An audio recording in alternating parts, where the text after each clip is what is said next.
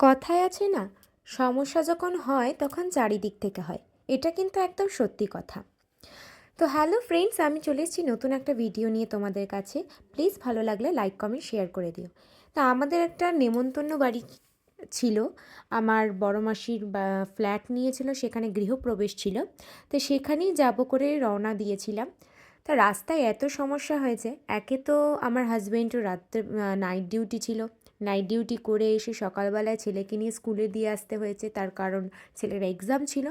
ছেলেকে এক্সাম দিয়ে নিয়ে আসার পরে আমাদের বেরোতে বেরোতে অনেকটাই দেরি হয়ে গেছিলো, প্রায় দুপুর হয়ে গেছিলো।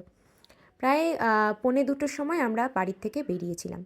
তার মধ্যে গাড়িতে এত প্রবলেম, গাড়িটা একটু সমস্যা হয়েছিল, তার জন্য মেকানিকের কাছে নিয়ে যাই। ওখানে ঠিকঠাক করার পরে আবার পেট্রোল পাম্পে এসে তেল ভরতে হয়, সেখানে আবার গাড়িতে চাকায় হাওয়া দেওয়া হয়। সব এতগুলো সমস্যা পেরিয়ে আমরা রাস্তায় বেরোই। তার মধ্যে এই গেট পড়েছে, প্রায় 2টো গাড়ি যাওয়ার পর এই গেট তোলে। তারপরে যাই হোক, সমস্ত কিছু সমস্যা পেরিয়ে এসে আমরা চলে এসেছি মাসির বাড়িতে। আর এই হলো মাসির ফ্ল্যাট, খুব সুন্দর, প্রায় উপরে 4তলার উপরে এই ফ্ল্যাটটা। একদম সামনে ব্যালকানি রয়েছে। আর এখানে কিন্তু আমার 2 মাসি, আমার মা, আরও অনেকে ছিল, আমার ভাই বোন অনেকেই ছিল। তো সবার সাথে দেখা করলাম। তো আস্তে আস্তে অনেকটাই বেলা হয়ে গেছিলো, তাই আর তখন বসার সময় ছিল না, তাই একেবারে খেতে বসে গেছিলাম। তো এখানে দেখো কি কি দিয়েছে।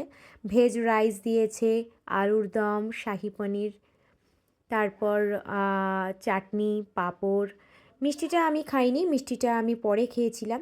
তো সবার সাথে গল্প টল্প করে বাড়িতে আস্তে আস্তে আমাদের অনেকটাই রাত হয়ে গেছিলো।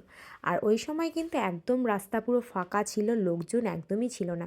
প্রায় 11টা বেজে গেছিলো। একে তো হালকা হালকা শীত পড়েছে। তারপরে যখন মেন রোডে উঠলাম তখন দেখলাম জগদ্ধাত্রী ঠাকুর বিসর্জনের জন্য প্রচুর জ্যাম রয়েছে। দেখতেই পাচ্ছ এখানে পরপর জগদ্ধাত্রী ঠাকুর নিয়ে যাচ্ছে, আর এখানে দেখো বহুরূপী নিয়ে যাচ্ছে কত। আর ওই যে দেখতে পেয়েছো, একটা লোক মুখের উপরে করে একটা বাচ্চা ছেলে সাইকেল বাঁশের মাথায় আটকানো রয়েছে।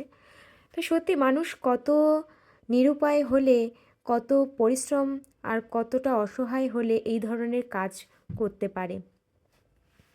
মানুষ অর্থের অভাবেই মানুষ কত না কত কাজ করে, তাই না? তো যাই হোক, এই সমস্ত কিছু দেখে আমরা বাড়িতে আস্তে আস্তে অনেকটাই দেরি হয়ে গেছিলো, আস্তে আস্তে প্রায় 12টা বেজে গেছিলো। তো ভিডিওটা ভালো লাগলে কিন্তু তোমরা অবশ্যই লাইক কমেন্ট শেয়ার করে দিও। নতুনরা প্লিজ সাবস্ক্রাইব করে দিও, পাশে থাকা নোটিফিকেশন বেলটি প্লিজ ক্লিক করে দিও। Bye bye.